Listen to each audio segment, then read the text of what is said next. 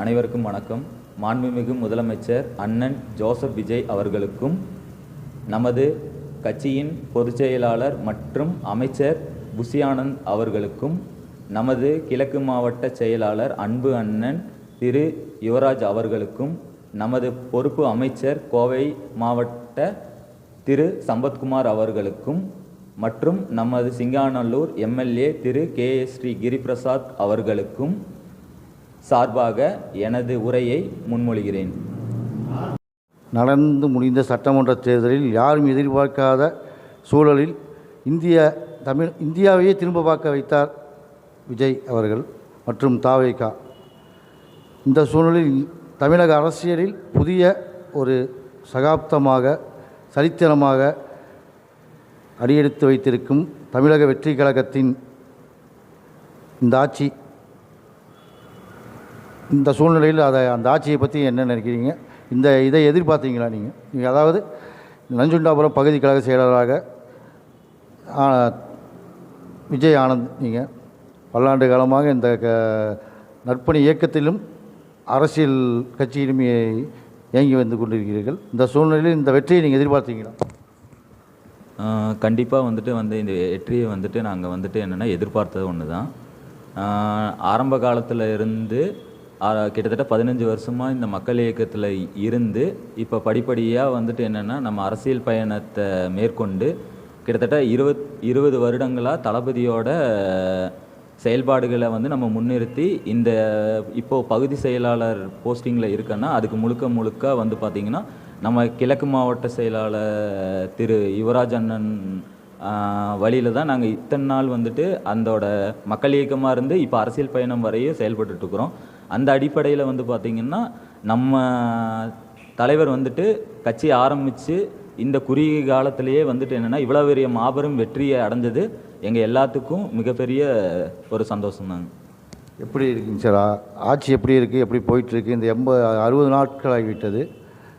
பல விமர்சனங்கள் இருக்கிறது, சில நல்ல திட்டங்களும் வரக்கூடிய சூழல் இருக்கிறது.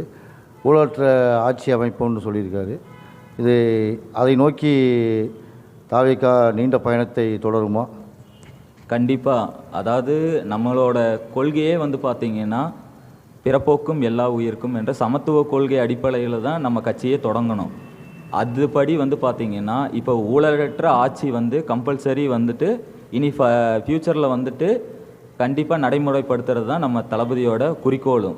இப்போ 60 நாள் ஆயிருக்குன்னா இந்த 60 நாள் பார்த்திங்கன்னா நம்ம தளபதியோட செயல்பாடுகள் என்னென்னா உண்மையிலே அதர் ஸ்டேட்டு முதலமைச்சர்கள் கூட இவ்வளோ ஒரு டெடிகேஷனோட தமிழ்நாட்டு முதலமைச்சரை பார்க்குறாங்க அப்படிங்கிறது ரொம்ப பூரிப்பாக பார்த்துட்ருக்காங்க. அந்த வகையில் பார்த்திங்கன்னா விமர்சனங்கள் எல்லாத்துக்கும் வர்றது தான்.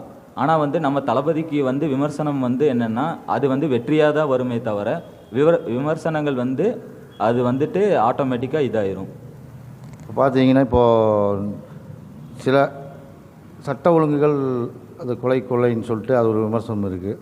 இதை எப்படி பார்க்குறீங்க?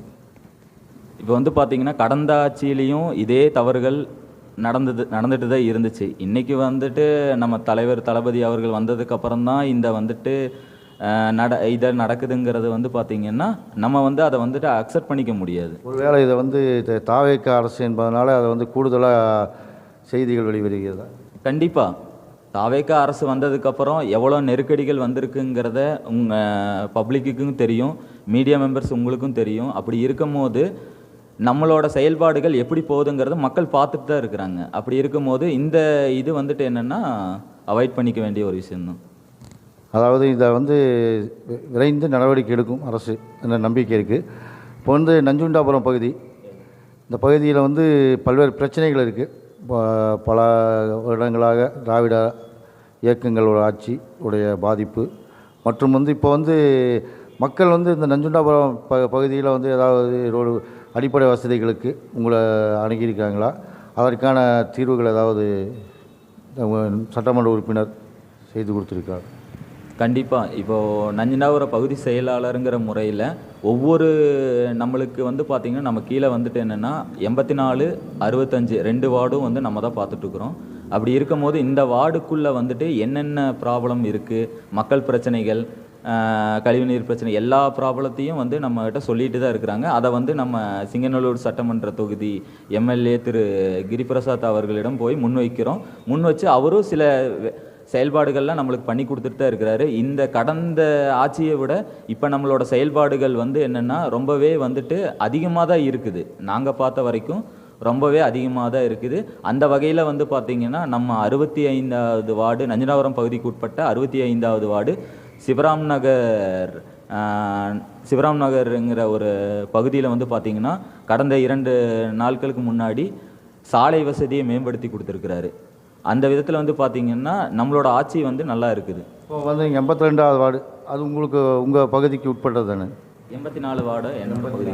84வது வார்டு என்னோட பகுதி. இப்போ 84 வார்டு இப்போ பொதுவாகவே வந்து நஞ்சுண்டாபுரம் பகுதியில் வந்து சாலை வசதி உள்ள ஒரு பெரிய ஒரு அடிப்படை வசதி இல்லாமல் பெரிய ஒரு சிரமங்கள், போக்குவரத்துக்கான நெரிசல்